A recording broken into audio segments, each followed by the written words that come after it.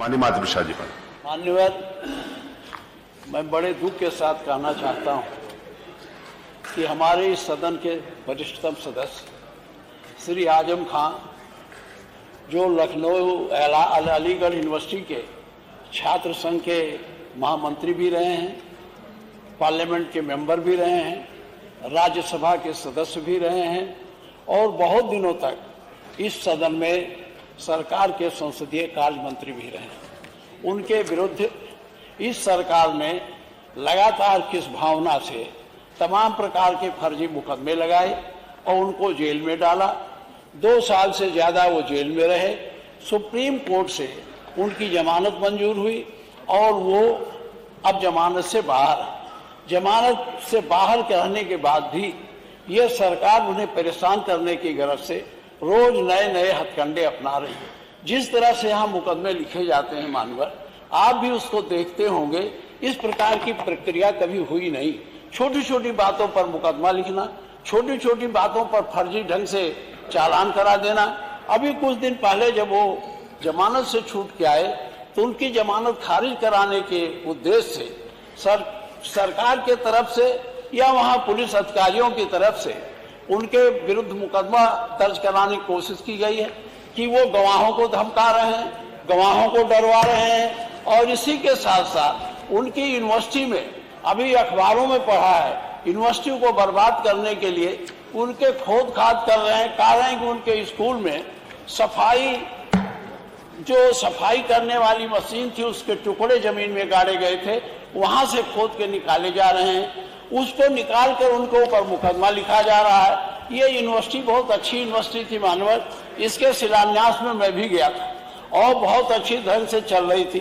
सरकार, हमारे मुख्यमंत्री जी रोज शिक्षा के बारे में कहते हैं तमाम विश्वविद्यालय हम स्थापित कर रहे हैं।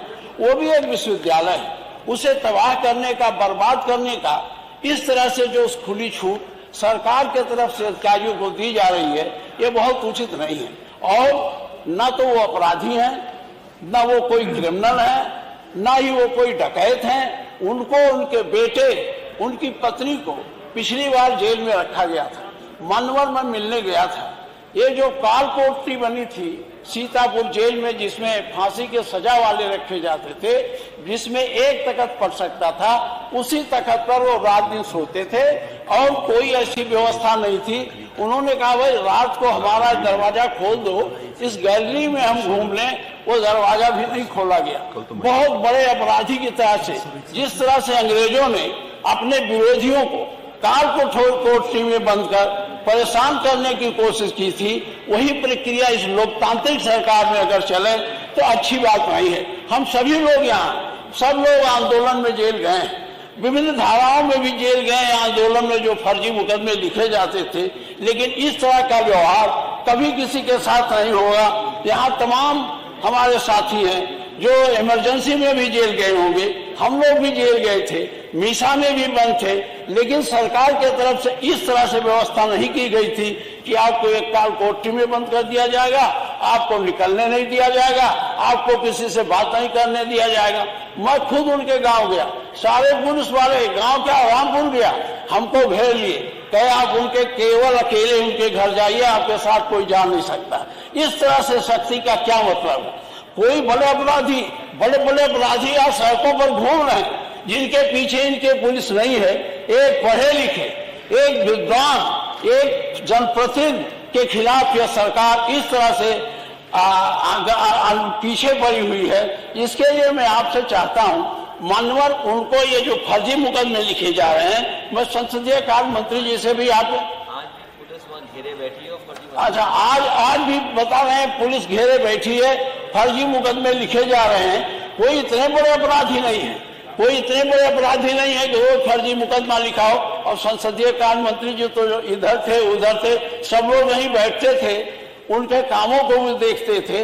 मैं आपके माध्यम से कहना चाहूंगा, सरकार से कहना चाहूंगा, संसदीय मंत्री जी से कहना चाहूंगा, अब बहुत हो चुका।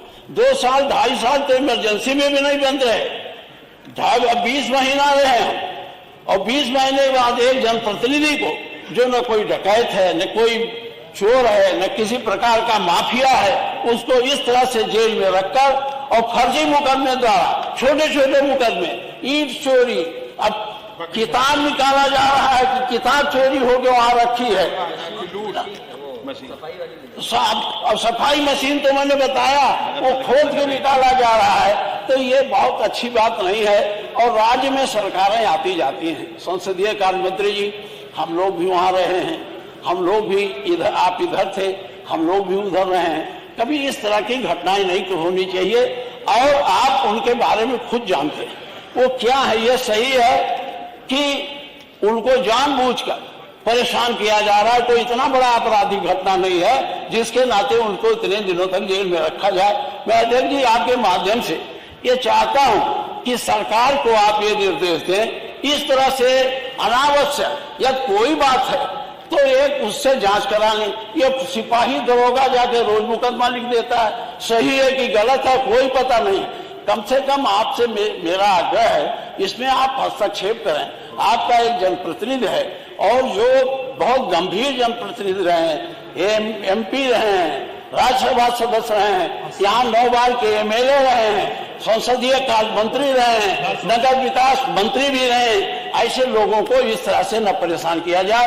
ये मैं आपसे यही चाहता हूँ, संसदीय कार्य मंत्री जी से आपके माध्यम से निवेदन करना चाहता हूँ कि आप इसमें थोड़ा गंभीरता से सोचें। बहुत हो गया, बहुत हो गया। दुर्बल को इतना ना सताइए, मैं आगे दोहा नहीं कहना चाहता, इतना मत सताइए, इतना मत परेशान करिए, बहुत हो गया। आपसे निवेदन है ये फर्जी मुकदमे जो लिखे जा रहे हैं इनको आप बंद कराइए। आपने जितना करना था उतना कर दिए, जितना दंड देना था उतना दंड हो चुका। अब बहुत ज्यादा दंड, फर्जी दंड बिना किसी कारण के 2 साल से ज्यादा जेल में रहना ये बहुत बड़ी बात है।